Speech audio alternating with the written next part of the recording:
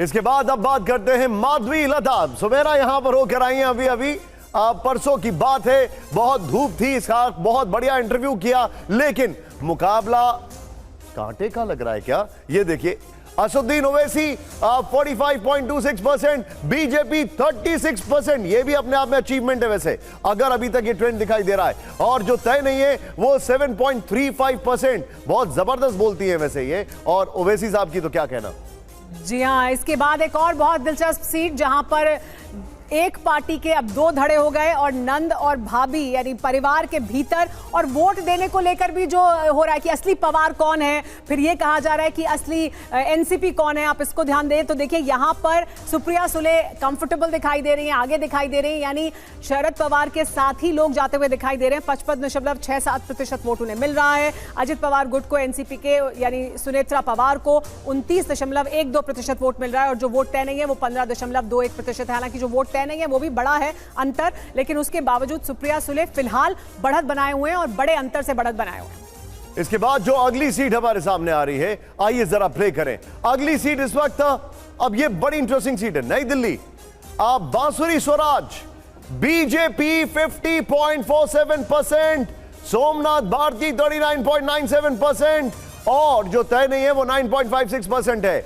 अगली सीट बड़ी high profile seat है। इनका जो नॉमिनेशन पेपर्स में इन्होंने जो डिक्लेरेशन दिया था उसको लेकर काफी सारे सवाल जवाब हुए। तिरुवनंतपुरम, केरल, राजीव चंद्रशेखर।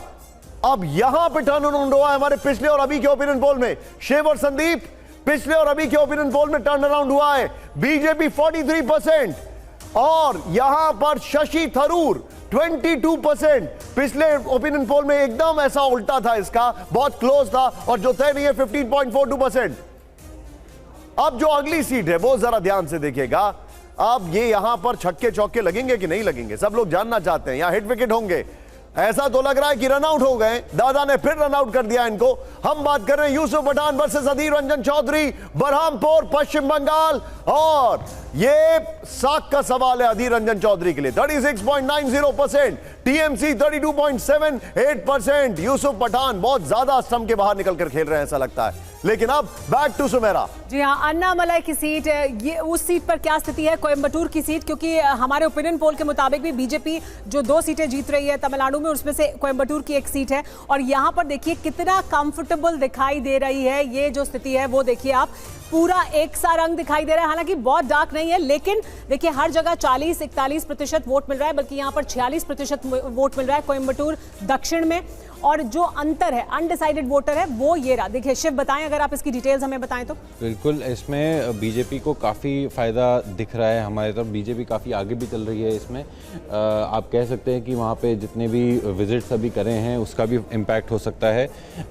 लेकिन आप देख सकते हैं कि AIDMK, DMK भी वोट वहाँ पे ले रहे हैं, NTK भी वहाँ पे वोट ले रहा है, अनडिसाइडेड भी अभी करीबन 10% है। तो मतलब अभी के हिसाब से बीजेपी ज़रूर आगे चल रही है, लेकिन आगे इलेक्शन जैसे प्रोग्रेस करेंगे तो देखना पड़ेगा क्या होता है। आप अगली सीट निकालें, बारामती की सीट। इस बीच शंभुनाथ शुक्ला जी, जो अभी बताया शिव ने, अभी के मुताबिक बीजेपी आगे दिख रही है कोयंबटूर में, लेकिन बाकी सीटों को भी, बाकी जो पार्टियां उनको भी वोट मिल रहे हैं, और अनडिसाइडेड वोटर भी बड़ी तादाद में है। तो बीजेपी के लिए आगे चलकर मुश्किल भी हो सकती है। कोयंबटूर में अन्नामलाई खुद लड़ रहे हैं, और इन्होंने जो कच्छतीव वाला मामला उठा दिया है उसका भी एक असर मिलेगा, इसमें कोई शक नहीं। लेकिन अभी भी मुझे लगता है कि बीजेपी को तमिलनाडु में कितनी सीटें मिल जाएंगी कुछ कहना बहुत कठिन है।